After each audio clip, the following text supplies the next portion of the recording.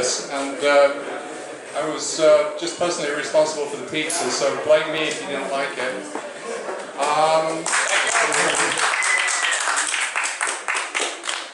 I just want to say, maybe just welcome.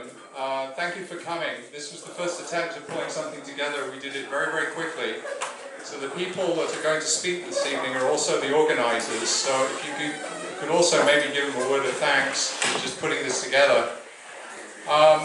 So this is the first attempt at Personal Cloud's community gathering for the hackers, builders and makers, and hopefully this is the beginning of something great, something big and something interesting.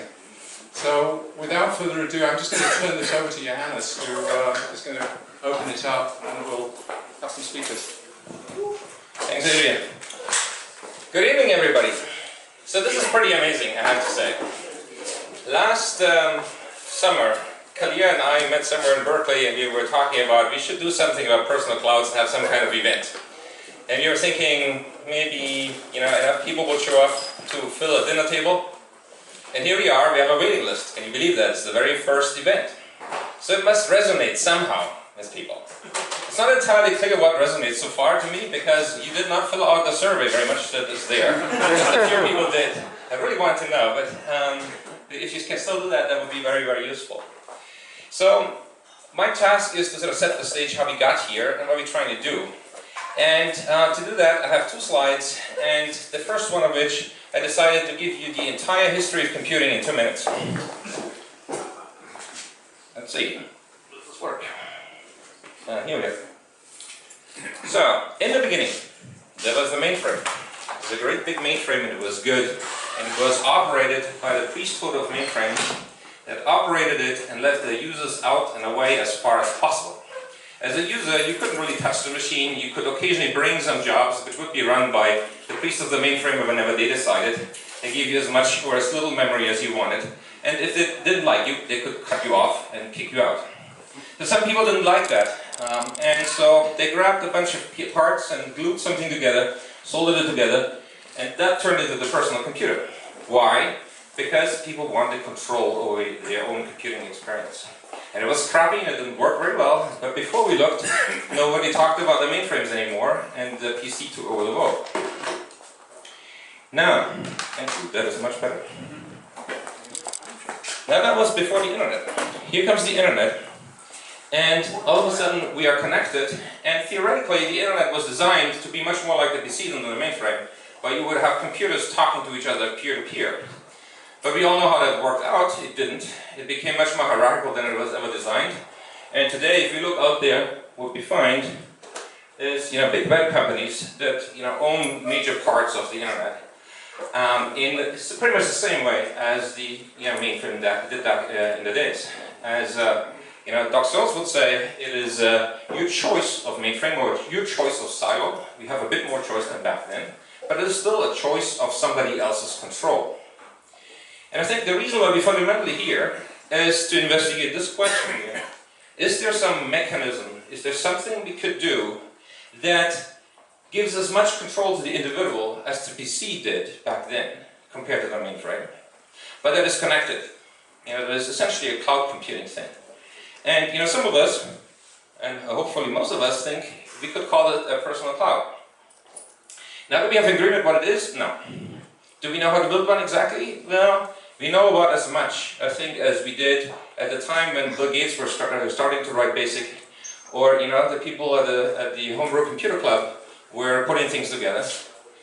It's at the beginning, so there are no answers yet. But lots of us in this room are building parts to this. And the question is, can we bring them together somehow? Can we build something that provides an alternative to somebody else's cloud? Having to give up all sorts of things by consuming other people's mainframes of the 21st century. Is there some way of putting ourselves back in control? And that's, I think, what we're trying to find out. From my perspective, assuming that this set of meetings here and this community goes forward, and it looks like it does, we could turn this into some kind of homebrew computer club where people show up and say, here's an interesting project, here's an interesting product that I have, here's what I found out. And the whole event today is designed that way. A bunch of people show up, 5 minutes each, and say, this is what we've got. And I firmly believe that mine is the right thing, my approach. Other people have other approaches, but let's put it together and see what it turns into. And I think, as technologists, I think many of us in the room are technologists, I think it's our job to figure out whether there's an alternate model to the big web company model. I think it's got to be different. I don't want to live in the world that is entirely taken up on the left side of the diagram, and so let's see what we can do.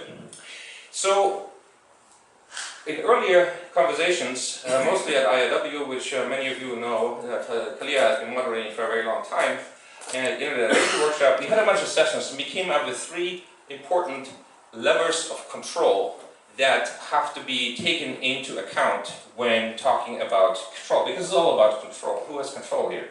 And there's 3 parts. Control on the bottom, control over data, over apps, and over terms. What does that mean? Control over data. Well, if I have a PC, I decide what data I put on my hard drive. I decide when I delete it, and I decide who gets to get at it. That's control over that data. In a cloud computing environment today, we don't have that. I don't decide what gets stored about me or related to me, and I don't get to decide when to delete, is it deleted, and I do not know who is being shared with, and so forth. Let's restore control over data. The data should be mine, under my control. Secondly, control over apps. I should have the ability, just like in case of a PC, to go out and buy a bunch of apps and run them against my data and delete them if I don't want them anymore, just as we could it in the PC. Why can't we do this in the cloud computing environment? Somehow we forgot that this was a good thing. We would like to have that back, control over the applications and the code that runs against our data. And thirdly, control over the terms. Today we have no control over terms, what happens to us online. Every now and then we hear these great examples where somebody lost essentially his entire life because of some terms of service violation he did never hear about, and he had no recourse for, and it could not even be explained to him. That doesn't work. We have to go and reassert our own terms over our own things. Just like with my PC, I decide when to switch it on and when to switch it off, and whether or not you can use it this afternoon. I have control over that PC. I'd like to have that in the cloud computing environment as well. And so I think if we have these 3 components, then everything what meets these requirements, for me, is a personal cloud. And I think we need to sort of put this out and explain to the world that there could be another way. Of course, we also have to build it. But that's all I had to say, and I hope that this turns into a vibrant community that puts an alternate model out there. I should point out Kalia, who is going to moderate the presentations and keep everybody on track for the rest of this event. She, of course, is the executive director of the PDEC. You've seen the red dots on various stickers. All the people who have red dots are members of PDEC, which is an organization that brings together and helps a lot of companies and individuals work on these kinds of things. Great. Kalia, your turn. My turn. Thank you very much, Johannes. Oh, I should say there's a wiki at personalclouds.org. There's a mailing list, and it is all very basic, but take over. It has a very, very fascist account registration scheme right now to keep the spammers out. I apologize for that. That's the simplest thing I could think of, but sign up and say something. Great. Thank you. So the first thing I'm going to do is actually invite all of you who have an empty seat beside you to move in so that the late people can sit on the edge here, please. And the good thing is your attention will be kept for this hour because the presentations are really short and we're really strict. You get 5 minutes. We're not doing Pecha Kucha, presenter hurdles. You have 5 minutes, but that's it. And 2 minutes of questions. I will be your moderator this evening. And first up, we have Adam from Virtru, who is our host. So we should give him amazing thanks and applause for letting us use his office today. So Adam, here you go. Excellent. Thank you. First of all, thank you everybody for attending and welcome to our headquarters. So this is our headquarters for Virtru. And we share the office with 2 awesome companies. One is a company called HengeDocs, and they build these amazing Mac docking stations, so feel free to put your name in for the raffle. They were generous enough to raffle 2 of them off, so please put some money in for that. And also with Rooster Green Media, and they build websites. But so a very brief overview of Virtru. We actually work on verified identity. Our goal is to be the verified attribute provider for really the global economy in the 21st century.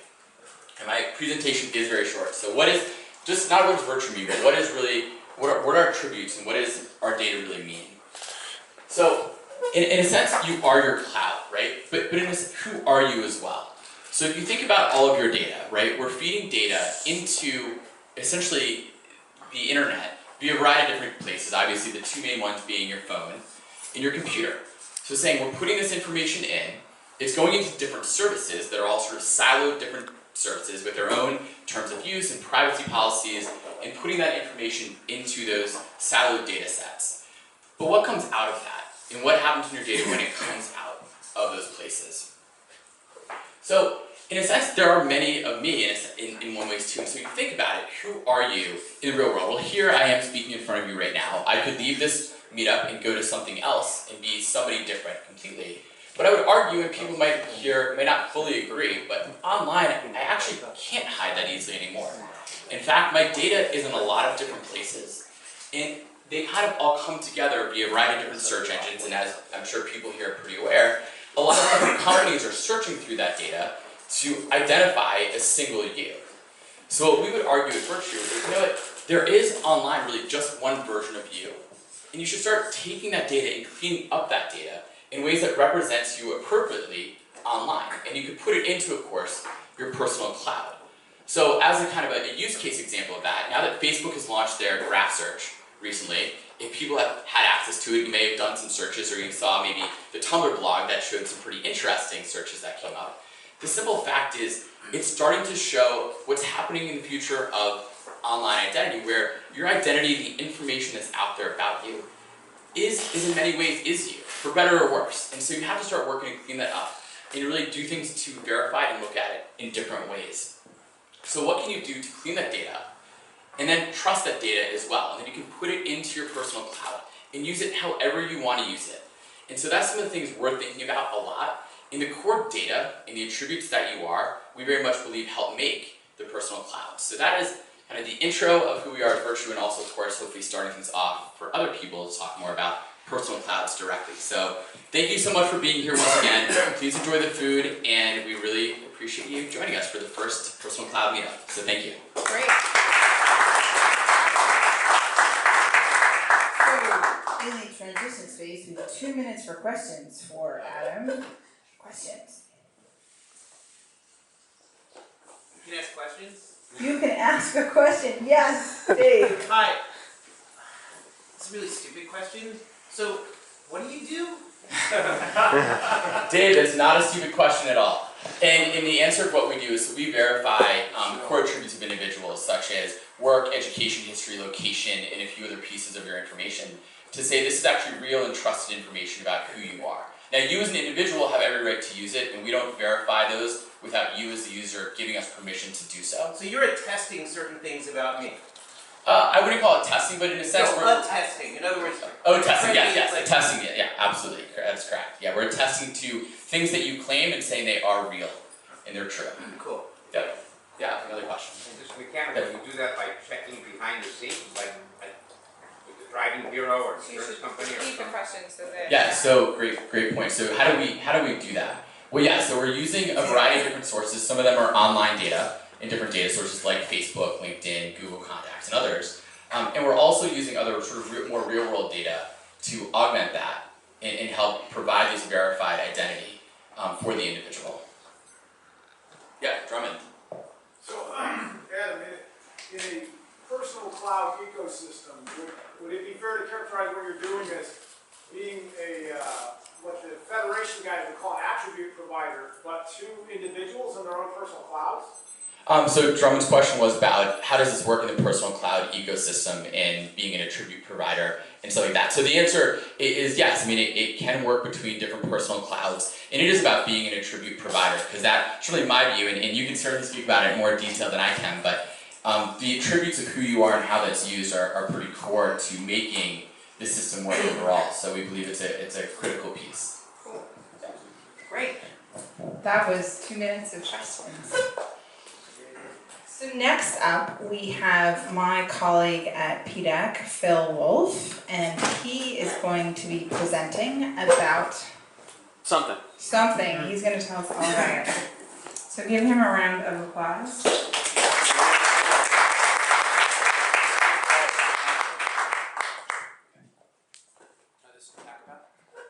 is a PDF actually. Okay. So hi. So a doctor, a lawyer, and a priest walk into a personal cloud. I don't have an ending for that. The priest says I'm in the wrong joke. You would know exactly. And so what happens is that I want to talk about an idea called an aspiration. I'm calling the fiduciary clouds. So, and I'm going right back to Johannes in his talk, which basically was before before we had PCs, computers were massive, they were fantastically expensive, and they were owned and run by elites, and so completely out of the range of what you could have that it was odd to even imagine a personal computer. But PCs changed things. They became something that you could buy like a car. They became something that you could hold in your lap. They became something that you would actually have strong feelings about. I mean, how many of you have stickers on your laptops? Yeah, right? That only happens when you actually give a shit, right? You never cared like, I mean, your car has bumper stickers. You don't feel that way about the IRS's systems, for instance, right? I want to attach things.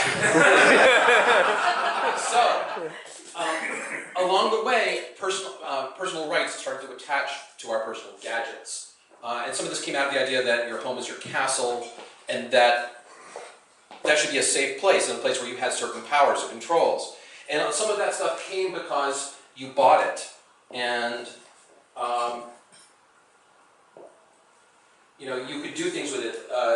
Once you had bought it, you had the ability to like open it up and look inside and play with it and change it and alter it, and it was yours. You could give it away. You could throw it away.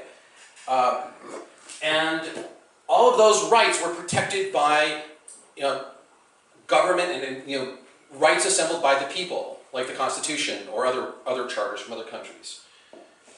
And some of those were protections against the government, like the right to protect your computer and your home from search and seizure, unwarranted search and seizure, but also there were protections from civil disputes. If you didn't agree with somebody, you could take it to court. And personal clouds break that.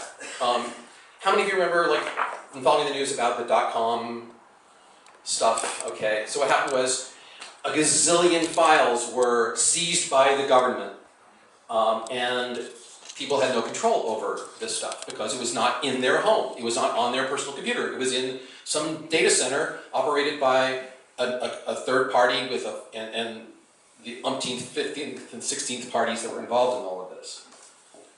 And ultimately, that's because those personal clouds that were out there weren't really ours. They were rented. We didn't own them. We didn't have any ownership power in this thing, not in law, not in practice. And what happened in cities when things were really bad for tenants is they formed tenant communities, and they fought for the right in law to protect their assets. But we don't have that yet. We may be going there. So, for those of you who are building, you have some choices to make. You need to figure out how much trust you want to offer, how much you want to be trusted, and that starts with deciding who comes first. Is it your investors? Is it your employees? Is it the people that, like Facebook or whoever else gives you data? Is it when do you push back against the government when the government asks for data, and how much? All of those choices, and this brings me back to the prior art for making those calls. Goes back to the confidentiality between a confessor and the priest. And this goes back to the relationship between a patient and a doctor, between a lawyer and a client, and specifically with accountants, when they have control over your assets, they have something called a fiduciary duty, which is that they have to make decisions that might hurt themselves. It might bankrupt their firm, but it's their responsibility under their code of ethics to act in a way which puts their customers first, their clients first. And that's respected. All of these things are respected in law, and we don't have that for our personal cloud universe yet, and we have to get there. And so the question is, can we trust? You know, how much do you want to trust it, and what do we have to do in order to get it so that user rights are both paramount in the business modeling and in the technology architectures of what we do, but also on the civil and legal side and the community expectation side of personal clouds. So toward that end, I'm hoping that we have fiduciary clouds and that we can aspire to that. And I'm Phil. Thanks very much.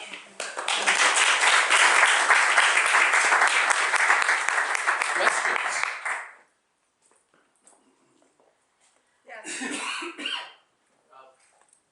I'm here recently that right now you cannot unlock your phone if it's still under contract. Otherwise, it will be illegal. How will? Right. So the question was. So what was the question? Was like, what do we do about that? Or okay. So the question. You pay for that. You own it, but you cannot unlock it. Right. So the question is, under the new law, we're not allowed to unlock a phone, and this is unlocking in the sense of being able to take your phone to another telephone service. And this is despite the fact that you bought it. I don't know the answer to that. I know the folks at EFF and other places are talking about which rights go with the gadget, and which rights still belong to somebody else when you buy it. Yeah. Another question? Brad? So it was interesting you brought up the accountants at the end of the list, because they're the ones who don't have privilege on confidentiality the way the lawyers and the priests do. Right, they don't have privilege. So the others have privilege, the accountants have a fiduciary duty. So the metaphor I've used, which maybe I'll suggest to you, is when I first started writing with many years ago, I called it the data deposit box rather than the personal cloud. And I want to see if we can bring in the metaphors from the safety deposit box, which is a box you don't own, but you have more legal rights and protections over than the ordinary thing that's out there. So maybe the best thing you can do to lawyers is show them a precedent that says it worked this way and now let's make it work another way. I don't know if you have any more to expand on that. Cool. Thank you. Thank you. Time for one more? Sure, Drummond. Will we need new regulation to get the fiduciary clouds, or can it be done under the contract law today? I don't know. The question was, can we do it under, do we need new law to make fiduciary clouds, or can it be done under contract and existing law? And I don't know. Yeah, that's a great question. It might be one of those things we as a community bring to NSTIC. And if you don't know what that is, it's the National Strategy for Trusted Identities in Cyberspace, trying to figure out a bunch of these things with lots of interesting folks from around the country and many different industries. So next up is the other Phil in my life, and he's a Phil W too. He's Phil Winley. He and I have run the Internet Identity Workshop for 8 years. We're having number 16. That's a long time. We're having number 16 in May, and we're inviting you all to that. And I actually don't know what Phil's going to talk about, so come up here and share for 5 minutes. So how do I advance slides? Space bar. Space bar.